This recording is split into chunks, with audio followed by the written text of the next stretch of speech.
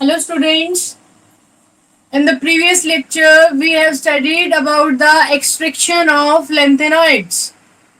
आज जो हमारा टॉपिक रहेगा वो क्या रहेगा? Methods of extraction of lanthanoids. हमने कल मेथड्स के नेम डिस्कस कर लिए थे, आज हम इसको डिटेल डिस्कस करने वाले हैं. सबसे पहला मेथड बता सकते हैं हमने कौन सा डिस्कस किया था? वन बाय वन हम डिस्कस करेंगे. पहले में जो इम्पोर्टेंट है उसकी बात कर रही हूँ. हम आयन एक्सचेंज मेथड वाली डिस्कस करेंगे. It's very important from exam point of view. It is ion exchange method. देखो बेटा, ये सबसे ज्यादा एफिशिएंट और मोस्ट सक्सेसफुल मेथड है. Most efficient and most successful method of separation. अब यहाँ पे जो हमने फर्दर कहा था कि कैसे सेपरेट किया जा सकता है, यहाँ पे आप सेपरेट भी कह सकते हैं. तो आयन एक्सचेंज मेथड सबसे बेस्ट मेथड है आयंस को, जो लेंथेनॉइड के आयंस है उनको सेपरेट करने का. ठीक है. अब ये दो प्रिंसिपल पे बेस्ड होता है. It is based upon two principles. क्या? देखो, सबसे पहला हमें क्या कहता है कि जो लेंथेनॉइड आयन है उसको हम एक सिंथेटिक आयन एक्सचेंज रेजिन के साथ कंडक्ट कराएंगे जिसके अंदर फंक्शनल ग्रुप प्रेजेंट होते हैं, और ऐसे फंक्शनल ग्रुप होते हैं जो प्रोटॉन एक्सचेंज कर सकते हैं. दोबारा सुन ले मैं क्या बोल रही हूं कि फर्स्ट प्रिंसिपल क्या कहता है कि जो लेंथेनॉइड आयंस होते हैं, लेंथेनॉइड आयंस जो हैं उनको हम कांटेक्ट कराएंगे किसके साथ? विद द, क्या बोला मैंने? Synthetic ion exchange resin. इसके साथ हम कांटेक्ट कराएंगे and these are having functional groups. This type of functional groups having protons, so they undergo proton exchange.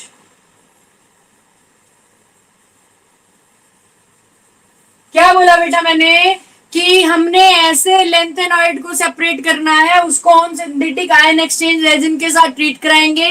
उन रेजिन्स के अंदर ऐसे फंक्शनल ग्रुप्स होने चाहिए जो प्रोटॉन एक्सचेंज कर सकें.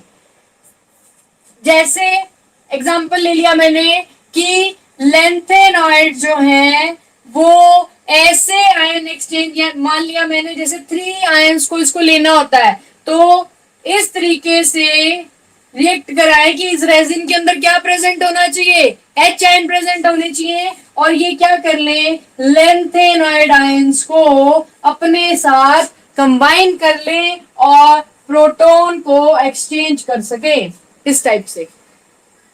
ये चीज क्लियर है? यस और नो? ठीक है. सेकंड प्रिंसिपल क्या कहता है?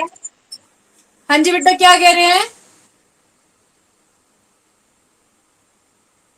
कोई प्रॉब्लम आ रही है? चलो सेकंड प्रिंसिपल हम डिस्कस करते हैं कि ये तो था हमारे पास फर्स्ट प्रिंसिपल. सेकंड प्रिंसिपल हमें क्या कहता है कि बॉन्डिंग कैसे होनी चाहिए और कौन सा पहले बाहर आना चाहिए. तो क्या कहता है? Bonding of lanthanoid ions. Bonding जो है लेंथेनॉइड आयंस की वो क्या, किस पे डिपेंड करती है? साइज डिपेंडेंट होती है. ये हम पहले भी पढ़ चुके हैं, हमने पढ़ा था जितना स्मॉलर साइज होगा, smaller size of lanthanoid ion, उतना ही ज्यादा क्या करेगा, मोर टाइटली बॉन्डिंग। जितना छोटा आयन उतना ही ज्यादा टाइटली पैक्ड होगा। ठीक है, एग्जाम्पल हमने ये भी किया था, जो लेंथेनम है उसका साइज क्या होता है बेटा, देखो टाइटली पैक्ड और लूजली पैक्ड की बात कर रही हूं मैं। छोटा साइज जो है और बड़ा साइज, जो जितना स्मॉलर साइज है उतना ही ज्यादा टाइटली पैक्ड होगा। ठीक है, तो लेंथेनॉइड्स की बात करूं मैं, तो लेंथेनम में इसमें हम आयनिक कैरेक्टर और साथ में क्या बात करते हैं, covalent character.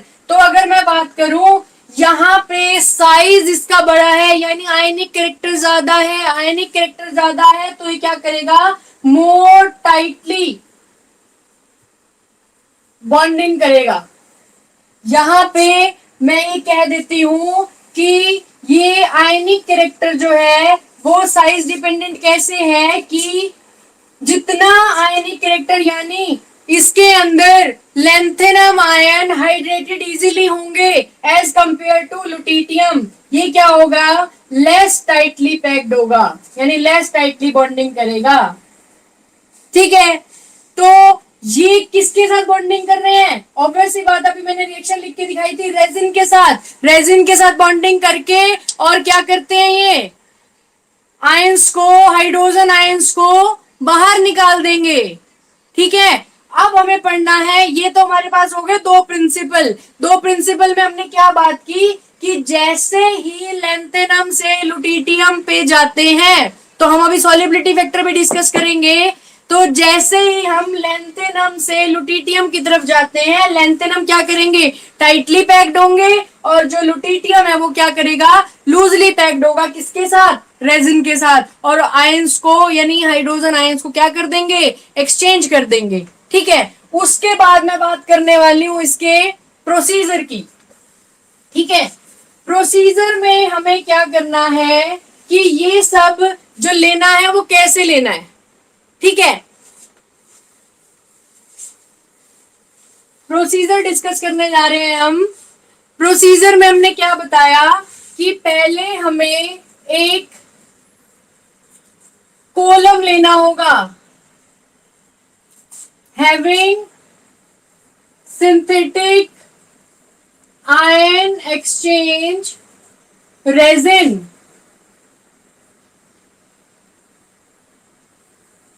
having functional groups this type of present।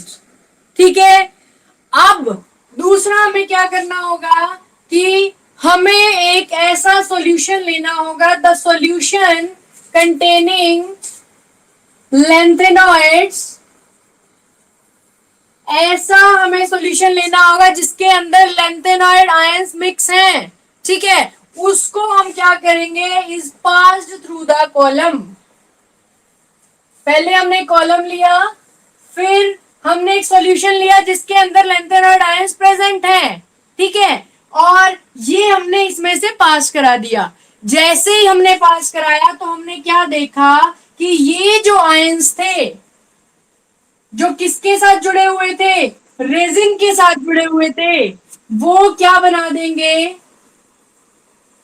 इस तरीके से लेंथेनॉइड्स को, सॉरी यहाँ पे तो लेंथेनॉइड्स पहले इसके साथ ज्वाइन होगा, इसमें क्या निकलेगा, प्रोटॉन एक्सचेंज होगा, यानी जो hydrogen atoms are, hydrogen ions are replaced by the lanthanoid ions. ठीक है, अब जो कॉलम है वो किसके साथ फिक्स हो गया है, column is fixed with lanthanoid ions. Now पहले हाइड्रोजन आयंस थे इस रेजिन के साथ जो अटैच थे, अब क्या करना है, इसके अंदर से हमें क्या बाहर निकालना है, ये एम क्या रिप्रेजेंट कर रहा है, ये लेंथेनॉइड्स को रिप्रेजेंट कर रहा है। तो इन लेंथेनॉइड जो रेजिन में आ चुके हैं, अब उसमें से हमें लेंथेनॉइड्स को बाहर निकालना है। तो क्या कहेंगे, in order to recover the lanthanoids, तो हम क्या करेंगे, द कॉलम इज लीचिंग का मतलब यहाँ पे क्या है कि हमें इल्यूशन करना है, यानी लेंथेनॉइड को बाहर निकालना है। कैसे? By reaction with the citric acid ammonium nitrate solution. देखो बेटा, स्टेप बाय स्टेप समझा रही हूं मैं। सबसे पहले मैंने क्या किया, एक कॉलम लिया, उसके अंदर सिंथेटिक रेजिन प्रेजेंट था, और जिसके अंदर कैसे जो फंक्शनल ग्रुप्स थे, एसिडिक फंक्शनल ग्रुप्स थे, यानी जो H positive ion easy release कर सकते हैं।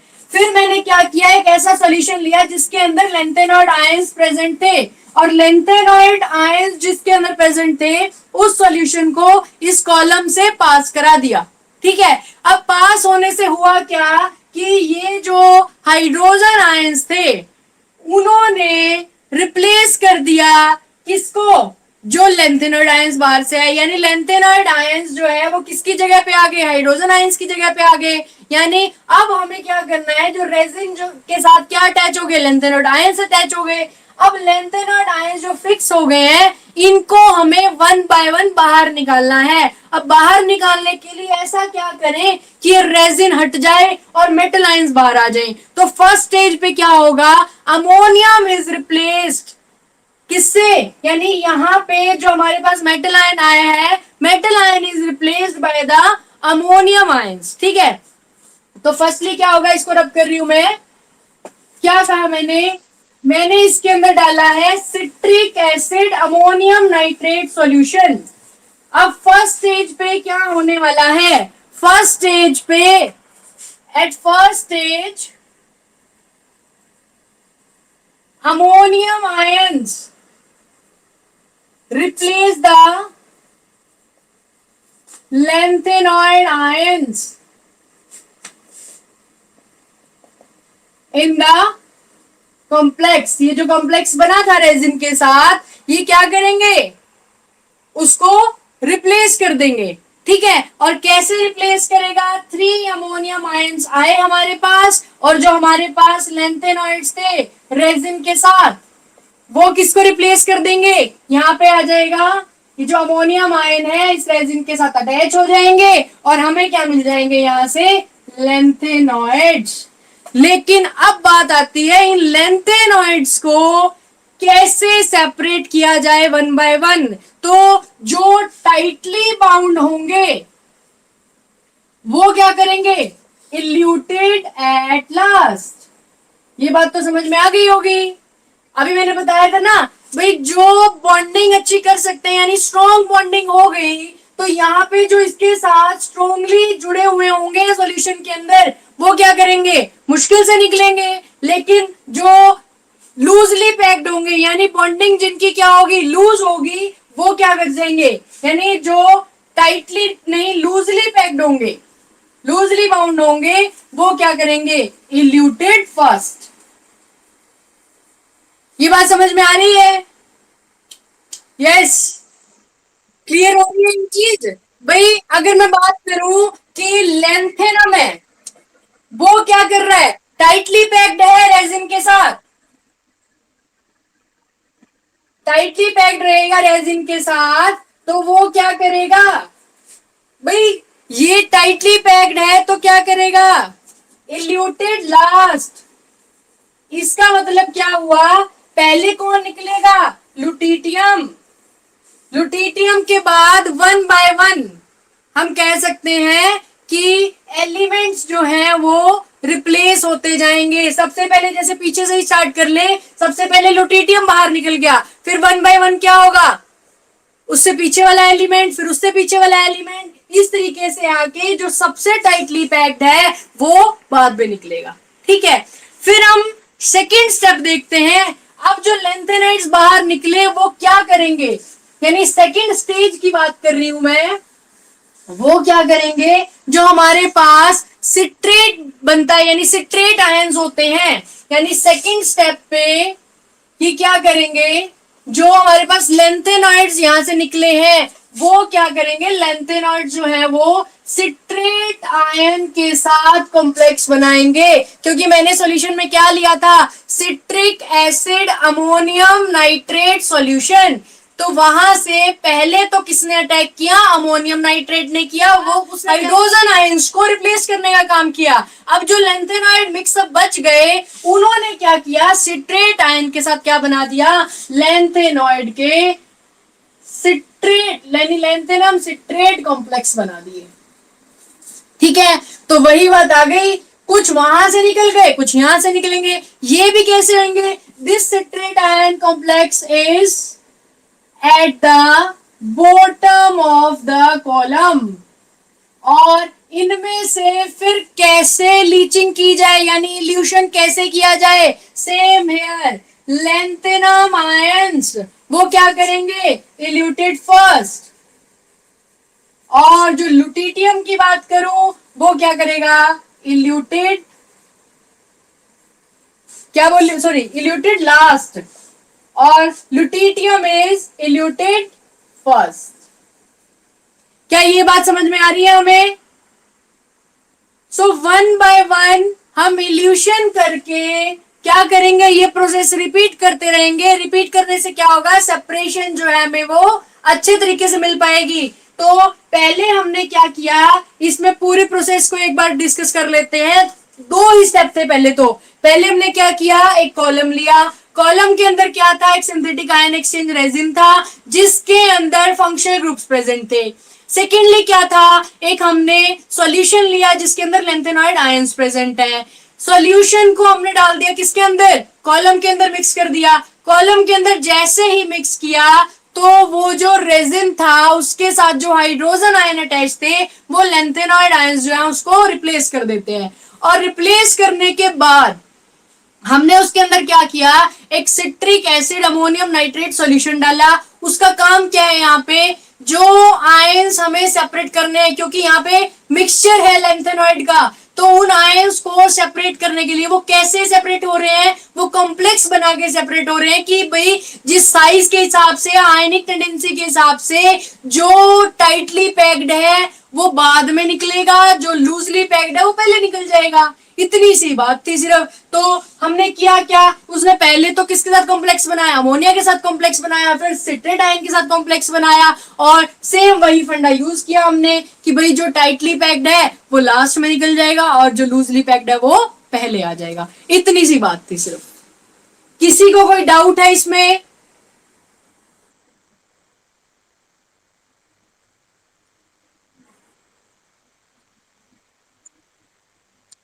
क्या बोल रहे हैं बेटा, दोबारा रिपीट करें। हाँ जी,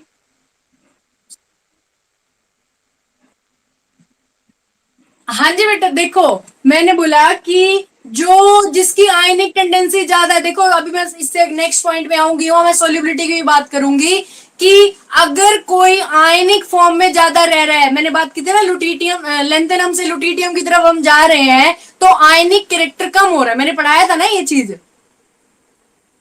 पढ़ाई थी या नहीं भाई, कोवेलेंट कैरेक्टर बढ़ रहा था, आयनिक कैरेक्टर कम हो रहा था, फजान ने एक्सप्लेन किया था, मैं ये बताया था ना। हाँ, तो मैंने क्या कहा कि उसके अंदर साइज बड़ा है, आयनिक कैरेक्टर ज्यादा है, तो जितना आयनिक कैरेक्टर होगा उतना ही ज्यादा अटैच करने की पावर क्या होगी, ज्यादा होगी। यस और नो? ऐसे ही जब वो स्ट्रांगली अटैच हो गए आयंस, बेटा माइक ऑफ कर दे अगर आप मेरे को सुन पा रहे हैं तो। जिसका क्वेश्चन था वो एक बार माइक ऑन ऑफ कर ले, प्रॉब्लम आएगी तो फिर आप पूछ लेना। एक बार ऑफ कर ले आप अपने माइक्स।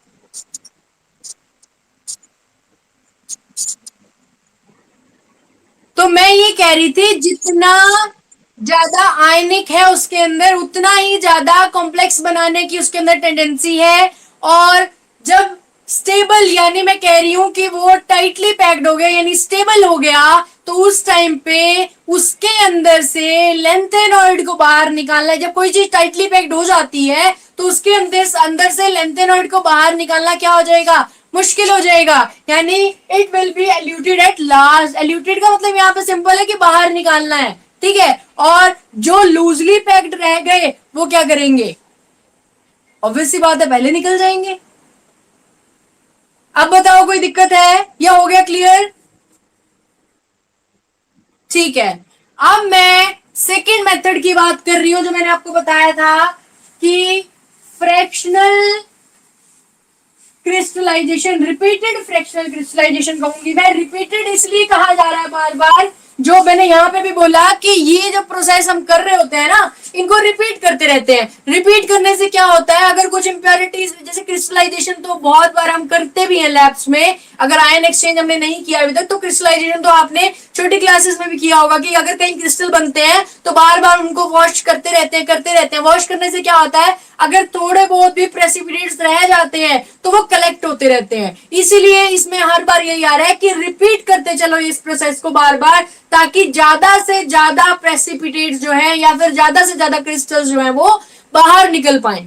ठीक है, तो अगला जो मैं डिस्कस करने वाली हूं वो क्या है, रिपीटेड फ्रैक्शनल क्रिस्टलाइजेशन। देखो बेटा, रिपीटेड फ्रैक्शनल क्रिस्टलाइजेशन हमें क्या कहता है कि हमने सिंपल सॉल्ट्स ले लिए लैंथेनॉइड्स के, यानी सिंपल सॉल्ट्स कौन कौन से हो सकते हैं, सिंपल सॉल्ट्स ऑफ लैंथेनॉइड्स कौन कौन से हो सकते हैं, वो नाइट्रेट्स हो सकते हैं, ठीक है, और क्या हो सकते हैं, वो ऑक्सलेट्स हो सकते हैं, वो सल्फेट्स हो सकते हैं। यानी अगर हम सिंपल सॉल्ट्स ले लेते हैं किसके साथ, with the double salts. Double salts मैंने पहले भी बताए थे, 2-3 बार रिपीट कर चुकी हूं। तो ये मिलके क्या बनाते हैं, form the well defined crystals. Simple salts को डबल सॉल्ट्स के साथ मिला के वो क्या बना देते हैं, वेल डिफाइंड क्रिस्टल्स बना देते हैं। अब हमने एक चीज पढ़ी थी, जैसे ही हम, यानी सॉल्युबिलिटी की बात करने वाली हूं मैं, अभी भी बताया था सॉल्युबिलिटी की बात करने वाली हूं मैं। लैंथेनम से लुटिटियम की तरफ अगर हम जा रहे हैं तो जितना ज्यादा आयनिक कैरेक्टर होता है उतना ही वो चीज सॉल्यूबल हो जाती है। तो यानी जो लैंथेनम के सॉल्ट्स होंगे वो क्या होंगे, ज्यादा सॉल्यूबल होंगे, यानी मोर सॉल्यूबल होंगे, और जो लुटिटियम के सॉल्ट्स होंगे वो लेस सोल्यूबल होंगे। इस बात को अपने दिमाग में डाल लें कि भाई जितने ज्यादा आयंस बनते हैं, जितने जल्दी आयंस बनते हैं, वो चीज उतनी ही जल्दी सोल्यूबल हो जाती है। यानी सॉल्युबिलिटी में भी क्या होते हैं, आयंस ही तो मिलते हैं। कोई चीज जल्दी से मिलेगी यानी सोल्यूबल होगी, तभी तो हम कहेंगे सॉल्युबिलिटी बढ़ गई। ठीक है, तो जितना ज्यादा इसके अंदर आयनिक कैरेक्टर है उतने ही क्या करेंगे, सॉल्यूबल होंगे। और जितना ही कोई चीज सॉल्यूबल हो गई तो क्रिस्टल तो लेट बनेंगे। भाई इतनी ज्यादा कोई सोल्यूबल है कि उसमें से क्रिस्टल बनाना क्या होता है, मुश्किल हो जाता है। यानी जो ज्यादा सोल्यूबल रहेगा क्रिस्टलाइजेशन उसका क्या रहेगा,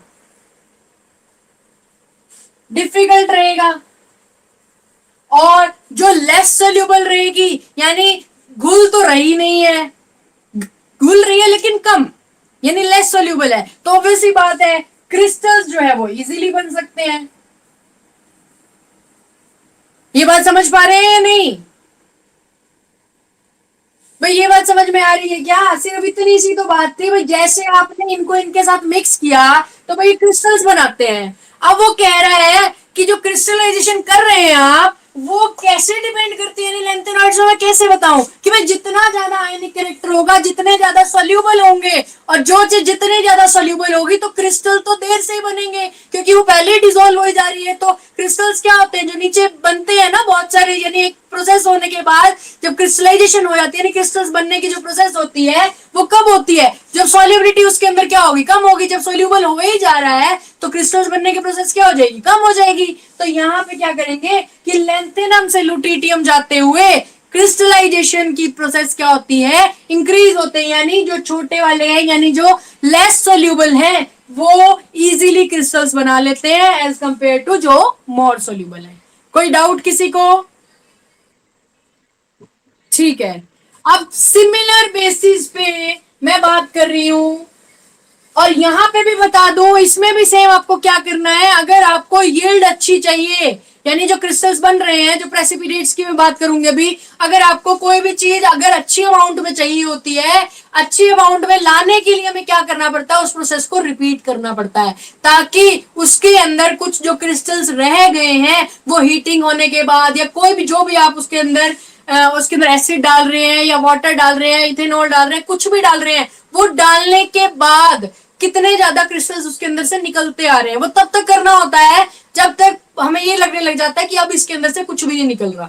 ठीक है, तो यानी हर प्रोसेस रिपीट किया जा रहा है, यानी यही स्टेप्स जो है रिपीट किए जाएंगे और तभी क्या हो जाएगा, गुड क्रिस्टल्स हमें मिल सकते हैं। सेम बात मैं करूंगी फ्रैक्शनल प्रेसिपिटेशन की फॉर्म में, वहां पे भी बेस यही रहेगा सॉल्युबिलिटी वाला। भाई जो ज्यादा सोल्यूबल होगा ऑब्वियसली बात है वो प्रेसिपिटेट लेट बनाएगा। यानी थर्डली मैं बात करूं फ्रैक्शनल प्रेसिपिटेशन, फ्रैक्शनल प्रेसिपिटेशन की अगर मैं बात करूं तो मैं फिर से वही कह देती हूं कि मैंने पहले क्या डालना पड़ेगा, by adding the precipitating agent. Precipitating agent मुझे कुछ ऐड करना पड़ेगा, ऑब्वियसली बात है, जैसे अपने वहां पे क्रिस्टल्स बनाने के लिए कुछ सॉल्यूशंस को मिलाया था। ठीक है, यहाँ पे आपको क्या करना पड़ेगा, वहां पे एक प्रेसिपिटेटिंग एजेंट डालना पड़ेगा और उससे क्या होगा, ऐसा सब्सटेंस जिसकी सॉल्युबिलिटी लेस है, यानी लेस सॉल्युबिलिटी जो सब्सटेंस होगा वो प्रेसिपिटेट आउट फर्स्टली। क्या हमें ये बात समझ में आ रही है, यस और नो? बेटा समझ में आ रही है ये चीज? मैंने क्या कहा, एक प्रेसिपिटेटिंग एजेंट डाला, ठीक है, वो प्रेसिपिटेटिंग एजेंट क्या काम करता है, प्रेसिपिटेट बनाने का काम करेगा। तो वो क्या करेगा, ऐसा सब्सटेंस बनाएगा अगर उसकी सॉल्युबिलिटी लेस है तो ऑब्वियसली बात है वो प्रेसिपिटेट जल्दी बना देगा, और अगर उसकी सॉल्युबिलिटी हुई ज्यादा, अगर उसकी सॉल्युबिलिटी हुई ज्यादा तो उस टाइम पे क्या कर देगा, उस टाइम पे क्या कर देगा, वो लेस प्रेसिपिटेट्स बनाएगा। ठीक है, एक एग्जांपल एक्सप्लेन करती हूं मैं। जैसे मैंने हाइड्रोक्साइड आयंस को किसके अंदर डाल दिया, नाइट्रेट के सॉल्यूशन के अंदर डाल दिया, यानी मैंने हाइड्रोक्साइड आयंस क्या ले ली, यहाँ पे प्रेसिपिटेटिंग एजेंट ले लिए। ठीक है, जब प्रेसिपिटेटिंग एजेंट मैंने यहाँ पे लिए तो मैंने क्या किया, इनको ऐड कर दिया, add to the solution of lanthanoid nitrates. Lanthanoid nitrates के सॉल्यूशन के अंदर मैंने डाला। ठीक है, अब लैंथेनॉइड नाइट्रेट की मैंने पढ़ाया भी था, याद हो तो, लैंथेनॉइड नाइट्रेट के अंदर डालने के बाद अगर हाइड्रोक्साइड को डाला जाए तो ये क्या बनाते हैं, लैंथेनम के हाइड्रोक्साइड्स बना देंगे, ऐसा मैंने पढ़ाया था आपको।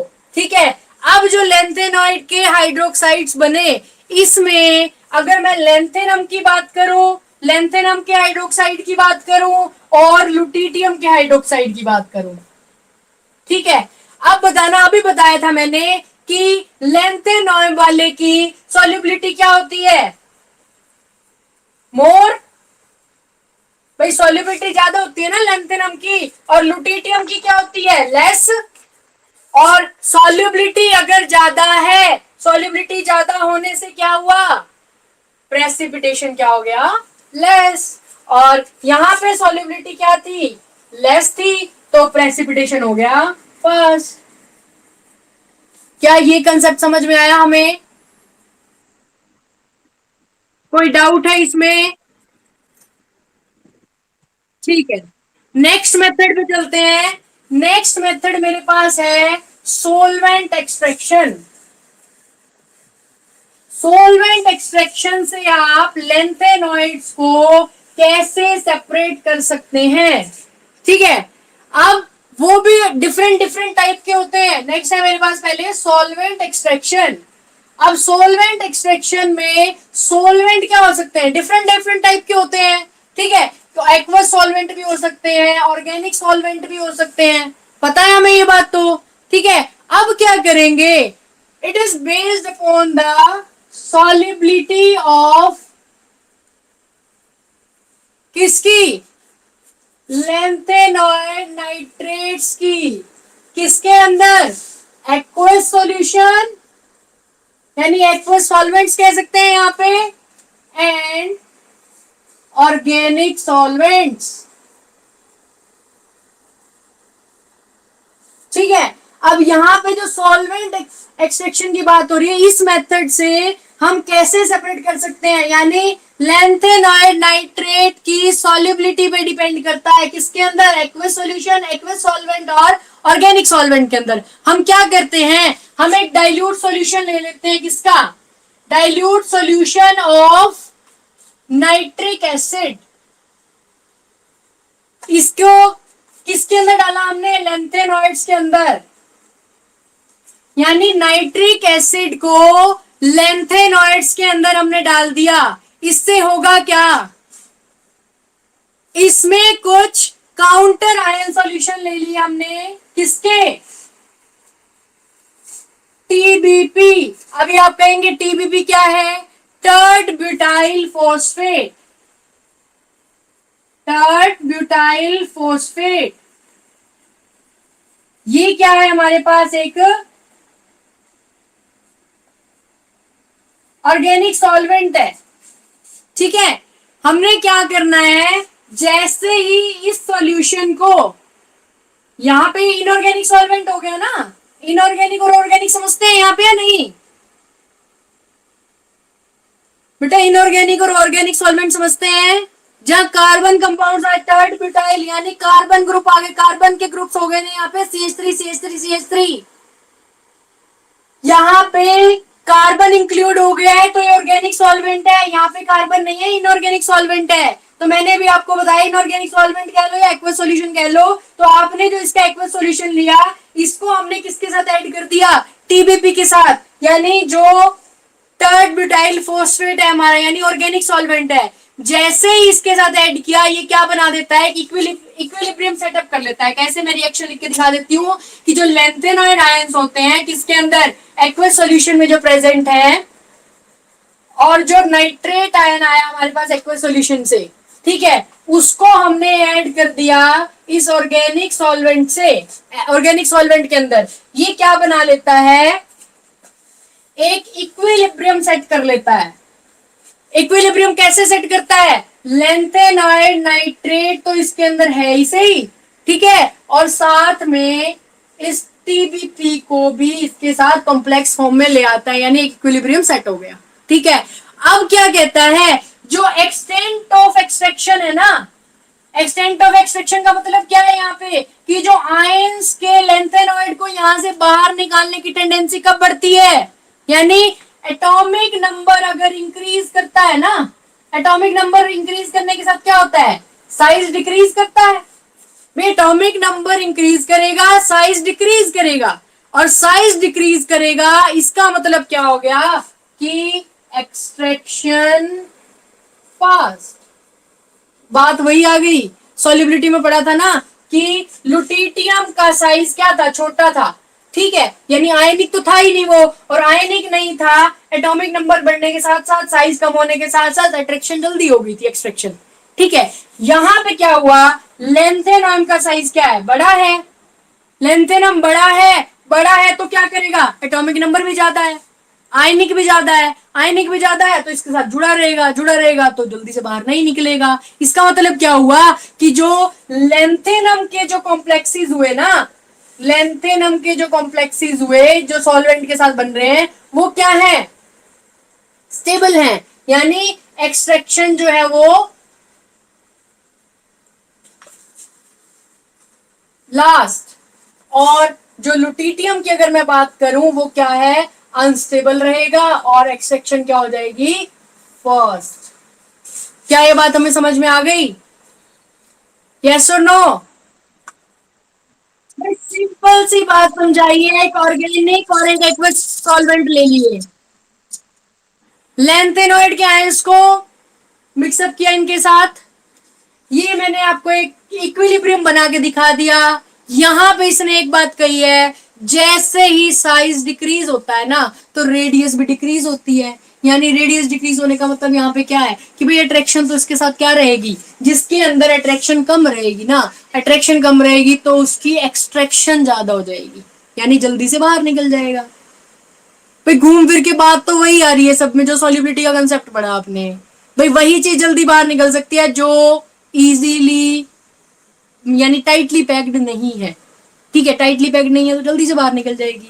वो सब जगह बस घूम फिर के एक कंसेप्ट चेंज कर रहे हैं। सॉल्वेंट एक्सट्रैक्शन का तो सॉल्वेंट ऐड कर दिए, अगर उसके अंदर हमने बात की थी फ्रैक्शनल क्रिस्टलाइजेशन की तो क्रिस्टल्स की बात कर ली, प्रेसिपिटेशन की बात की तो प्रेसिपिटेटिंग एजेंट डाल दिए। सब में फंडा तो सेम है। हाँ जी, कुछ बोल रहे हैं? हाँ जी, कुछ बोल रहे हैं क्या? यहां तक सब क्लियर है? ठीक है। नेक्स्ट हमारे पास है कॉम्प्लेक्स फॉर्मेशन। ठीक है, कितना टाइम हो गया है?